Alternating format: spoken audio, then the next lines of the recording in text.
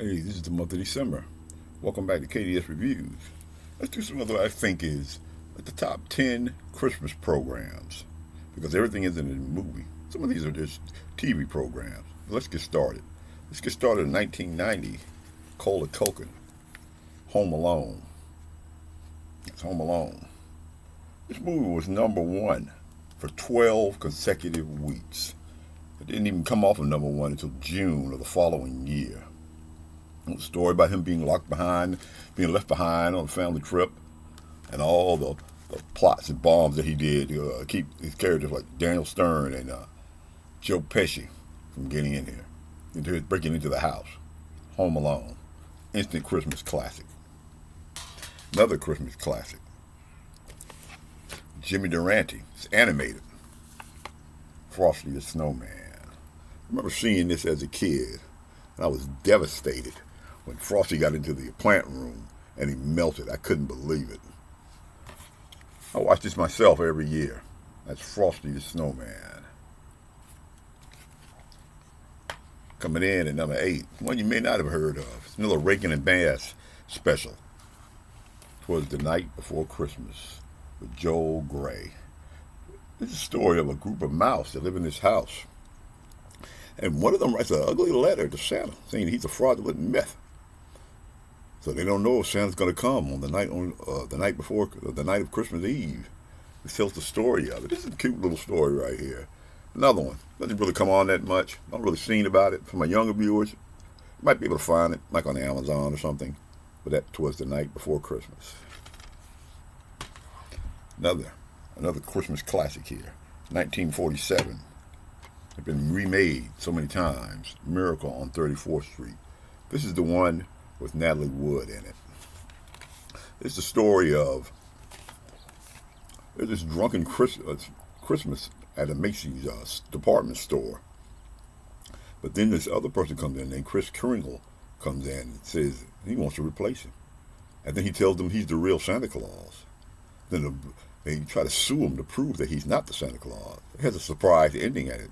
If you haven't seen the original, those remakes, they were okay, but you need to see the original one.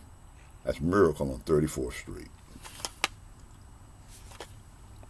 Up next, we got a real classic. This was another one that was a TV show. I thought it was a movie. I was a little kid when it came out. That's George C. Scott's A Christmas Carol. He's more like a ruthless businessman in this particular TV movie. And they show him all the mistakes that he made that made him bitter toward everyone.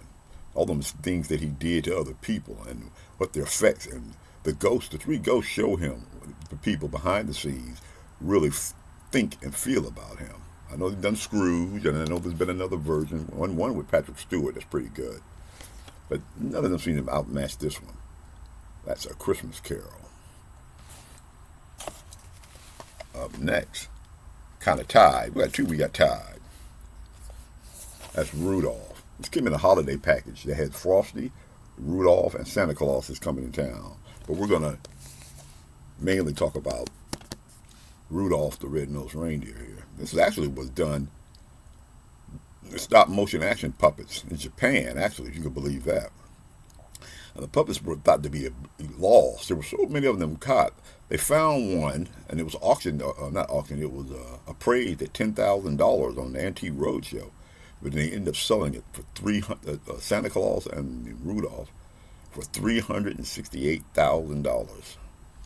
That's Rudolph, the Red-Nosed Reindeer. This was a song also by Gene Autry. Up next, tied with the Rudolph, to me is another underwhelming classic here. It's Tom Hanks. It's animated though. Polar Express. It's a story of a little boy on here the train pulls up to his front yard on the way to the North Pole, and he gets on the train. This has a lot of adventures on that train. This one was another one. Back to that Dolby Atmos sound system. This sounds really, really good. This is an underrated classic. I've seen this before, but I didn't saw it on TV, and I was just shocked after I saw it. The animation, the story. I should have saw this one at the movies. That's Polar Express. Up next, we got another classic.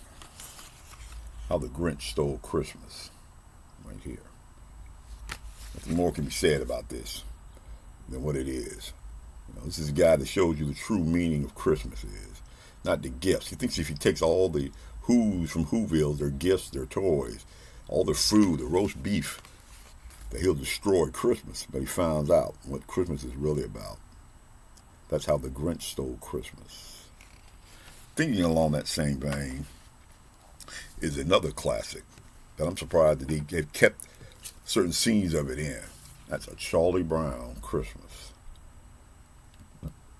I know that Charles Schulz had the part where Linus is in there reading that scripture from the Bible. I'm surprised in this day and age, that they would keep that part in and they didn't edit that out. I'm glad they didn't.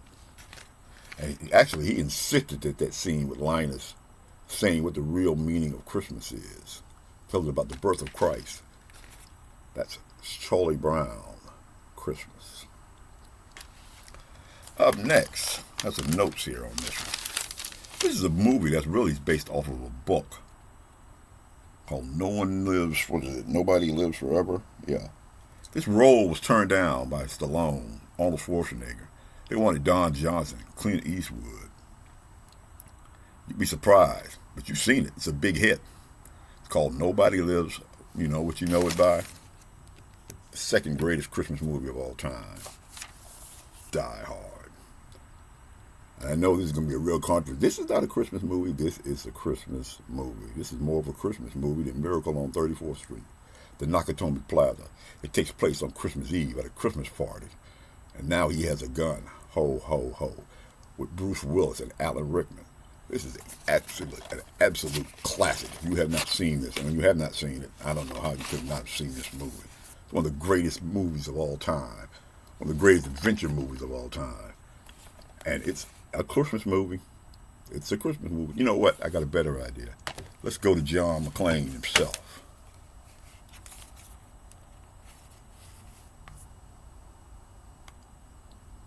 See what he says. Now please listen very carefully. Die Hard is not a Christmas movie. It's a Bruce Willis movie. Sorry, Bruce. It's a Christmas movie. And that includes one of my viewers, Clay Huberling. It's a Christmas movie. Up next, to me, the #1 Christmas movie of all time. Nothing outtops this movie. If this movie doesn't affect you, then put a tear in your eye, then I would check my pulse to see if I was still alive. That's Jimmy Stewart, Donna Reed. It's a Wonderful Life. It's still the story of a man who thinks his life doesn't matter.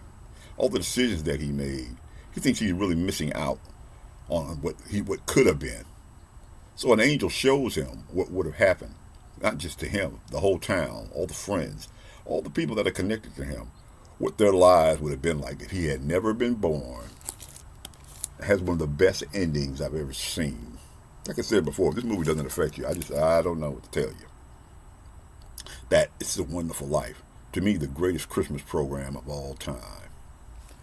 Remember, this is KDS Reviews, and every review is done every Wednesday and every Sunday. If you like this type of content, then like, subscribe, and share. Maybe there's something I missed out on. Maybe you think Elf should have been on this list. Maybe there's some other one. Jingle All the Way. If you like this type of content, though, just make some comments down below. I would like to see some Christmas movies you think that I missed out on. This is KDS Reviews, and I'll see you in the next video.